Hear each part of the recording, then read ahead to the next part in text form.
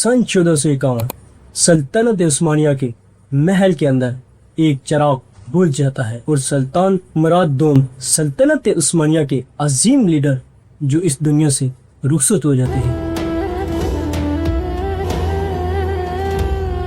Ben Şahabettin. Anasız, babasız.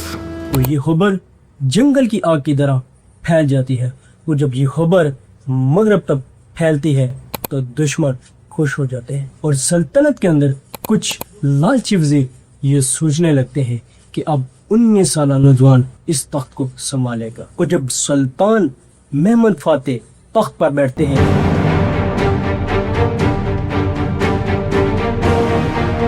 तो वजीर आजम चंदरली खलील पाशा ये सोचता है कि अब ये हमारे इशारों पर चलेगा।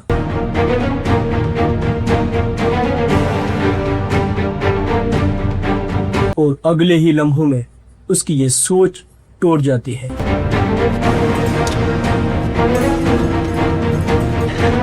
Şükür kavuşturalım. और फिर सुल्तान पहले ही दिन वजीर आजम चंदरली खलील पाशा को दरबार में तलब कर लेता है। Bugüne her adımımı devletim için attım. Bir an bile pişman olmadım. और सिर्फ इतना कहते हैं कि अब तुम्हारा वक्त खत्म हुआ।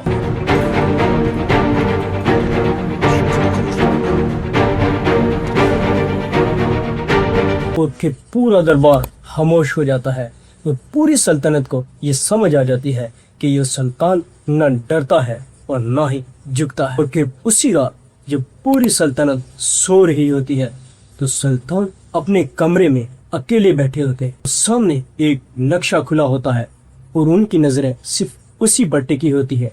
वो शहर कुस्तांतिनिया था। और फिर कमरे में गहरी खामोशी छा जाती है और सुल्तान का मकसद जाग उठता है, या तो हम शहीद हो जाएंगे या फिर ये हमारी आखिरी जंग को।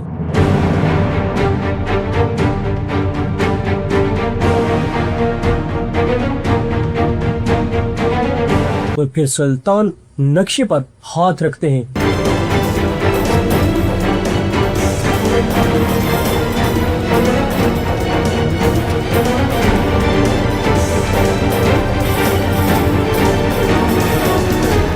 और एक ऐसा मंसूबा शुरू होता है जो चंद सालों में दुनिया को हिलाकर रख देने वाला होता है।